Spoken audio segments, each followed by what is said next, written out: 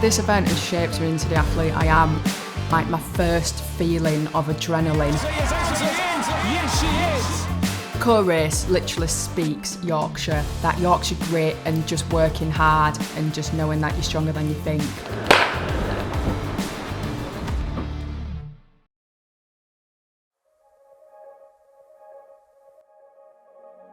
When I think about Easter growing up, I think of the coal race. It's like the best day of the year. It's a big part of our family and we have a lot of memories going there every year. My dad's competed in it, my mum's competed in it. It's a big part of our sporting history. It's just grit. That is what it is. It's getting a sack of coal on your shoulders, being uncomfortable, 1.1 kilometres long, uphill. For females, you have 20 kg sack of coal on your shoulders, and for the men, it's 50 kg. An absolute 5 minutes of pure, brutal running, and just first one gets at Maple. I always remember when you first got the taste of competing, because obviously you'd watched your dad all these years. He'd seen you practicing with coal on your back.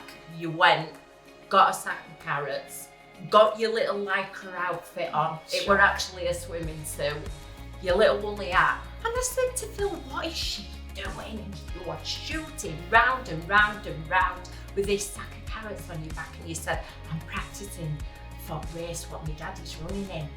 And I really want to do it. So she entered, didn't she, her first Yeah, it's race. supposed to be 5, I think, and you were 4, but you really want to do it. We're up there, so you sneaked in and did it, and I think you won it. Get set.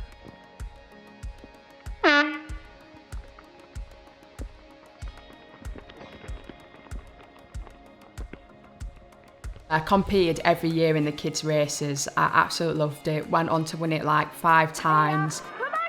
Come on, Jodie! Come on,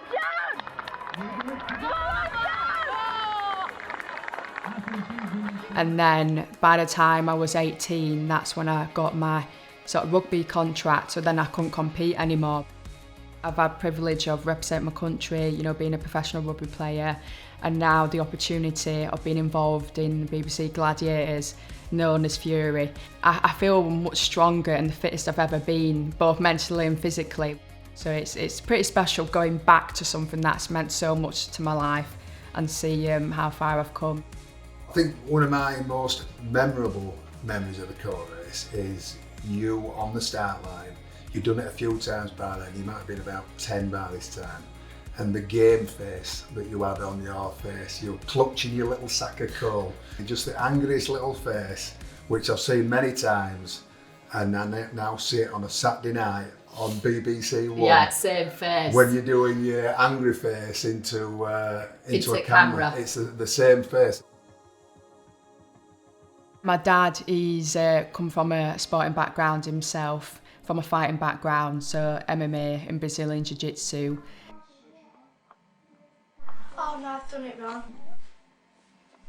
Ace! So most days after school, I remember like coming back home, my dad taking me to like karate or judo, or being outside, flipping tyres, wrestling, climbing trees. I feel like I'm in a long-term relationship with this tyre. Obviously, when I was younger, I had a sledgehammer and I'd hit it, I'd jump over it, all sorts. But then when I got older, I started flipping it. And now it's been a great part of my training. And it's just a whole mixture really, like a bit of endurance, lifting heavy things, just being uncomfortable and it's awkward. So it all helps with coal race. It's uncomfortable having a sack on your shoulder, never mind like flipping an uncomfortable tyre. So yeah, I enjoy it really. You always want to be training, whether it be in garden, dragging tyres around, swinging sledgehammers as small as you were. You always wanted to be involved in training, didn't matter what time of day or night it was.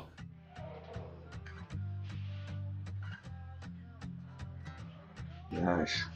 Cool finish.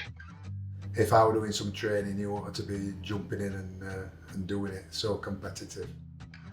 Saturday fight night as well. Yeah, Saturday wrestling night with your brother, and you had your wrestling belt and there were a few bags of sweets on offer to the winner, and it never ever went smooth. Sometimes you'd win and he'd start crying. So if I made him win, you'd start crying. So I thought, well, it's a draw this weekend. And you both started crying. Yeah, because someone has to win. Yeah, that's it. Both as competitive as each other. Yeah. This event has generally shaped me into the athlete I am. Like, starting so young, I remember that being like my first feeling of adrenaline. It's a full circle moment of going back. Two more, Rob. Hey, roll the speed back in. Competitiveness ready! There's so many things that's putting you off. It's you're not being able to use your arms when you're running. It's the sound of the coal rattling in your head. It's your legs being heavier because of the weight. So many things that's telling you to stop doing what you're doing, and it's just on you of chipping away and just getting through it. Well done, Jodie. And then even when I'm running the race or playing a rugby game, I talk to myself as if I'm speaking to someone else, like I'm encouraging someone. I'm like, you've got this, Jodie, just small steps, just keep chipping away. And it helps me, and I think it just keeps me going.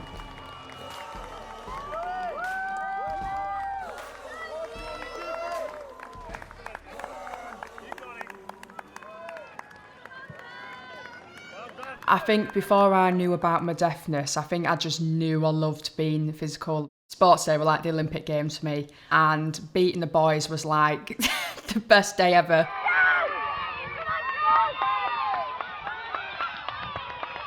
I think it was when I went through sort of middle school and high school, and I was struggling more in lessons and understanding teachers, and obviously I'm not speaking up, I'm really shy. And then PE was just like, yes, I can just let it all out, I can have fun, I'm good at it, and I feel like I belong there. When we had the diagnosis that you're deaf, we've obviously always known you as a deaf child growing up, but it was quite clear really early that you were good at sports, and not only you were good at it, but you enjoyed it. I think that helped you through school. You're making all the teams, all the other kids looked up to you as like a great little sports person. Points at the stadium.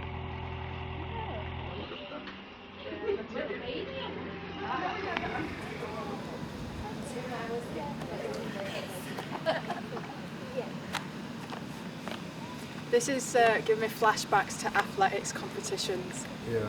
You eyeballing me on the sideline. Coal training, coal racing has been my whole life, so I thought, why not use it to my advantage and try and go for a world record attempt. You ready for it, then? I'm nervous now. Good. Remember, you're not jumping over the hurdle. I'm more like face planting into it. The record attempt is 20 kg sack of coal on my shoulders and a 50 metre dash as fast as I can, which is just great because I have that explosive power, and that's just what I'm more suited to. Johnny, on your mark, set, go!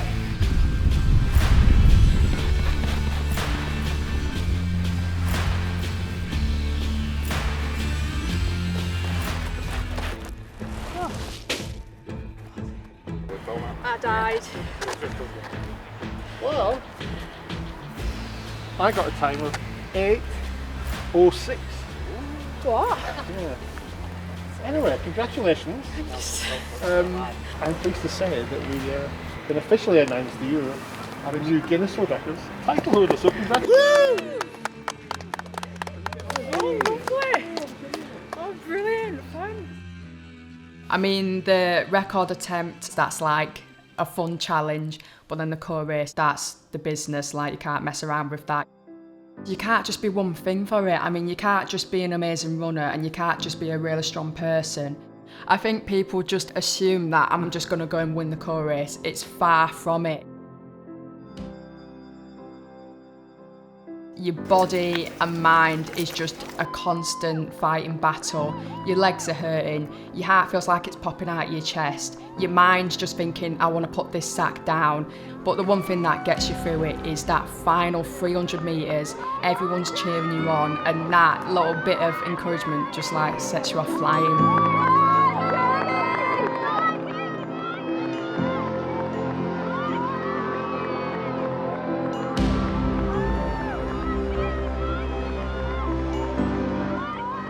I want to get to that end of the race knowing that I've pushed every bit of my body.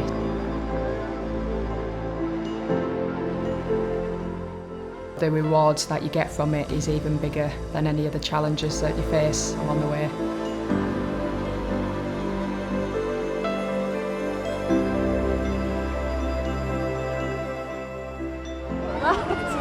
I'm second.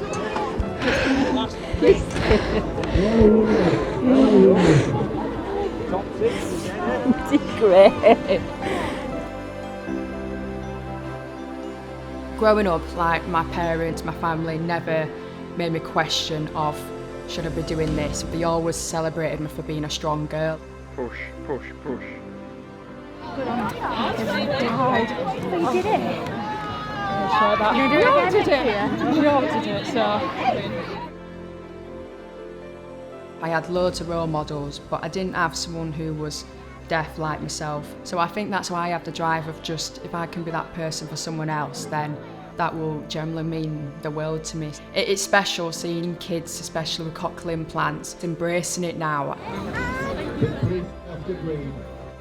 The one thing I love about the co race is there's young girls, young kids watching their parents do it, watching their family members doing it and thinking, I can do that. It's cool to be strong, it's cool to be fast and powerful and embracing your body for what it does, and by doing that, that's brought so many incredible opportunities in my own life, so I want to pass that on to kids as well.